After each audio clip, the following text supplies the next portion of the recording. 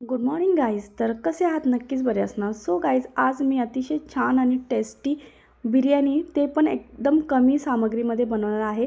तर तुम्ही रेसिपी पाहून घ्या.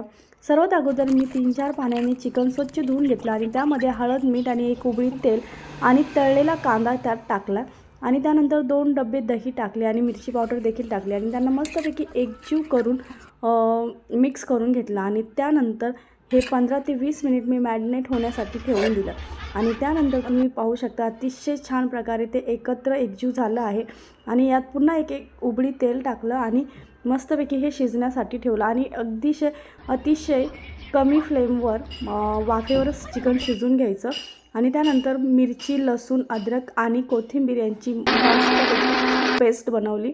ही अतिशय बारीक करून घ्यायची, नाही तर थोडीशी दरदर ठेवायची आणि तुम्ही पाहू शकता इथे चिकन अतिशय छान शिजलं आहे आणि कलरही अतिशय छान याला आलेला आहे. आणि त्यानंतर पातेल्यामध्ये 2 उबळी तेल टाकलं आणि त्यामध्ये मी जिरी मोहरी देखील टाकली. मोहरी बिर्याणीत टाकत नाहीत, पण मला आवडते म्हणून मी टाकते.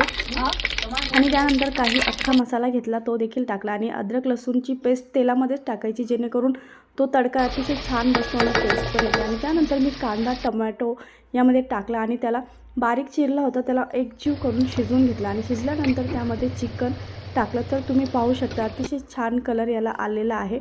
आणि त्यानंतर मी तळलेला कांदा देखील यामध्ये टाकला आणि भात मी आधीच शिजवून घेतला होता, तर तो सर्व मी यामध्ये टाकला आणि याला आपण आता दम लावणार आहोत.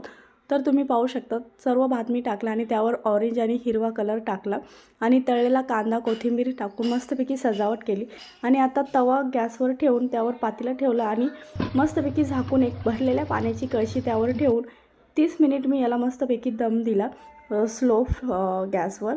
आणि तुम्ही पाहू शकता अतिशय छान बिर्याणी तयार झाली आहे. व्हिडिओ आवडला तर लाईक करा, फॉलो नक्की करा. Bye, take care.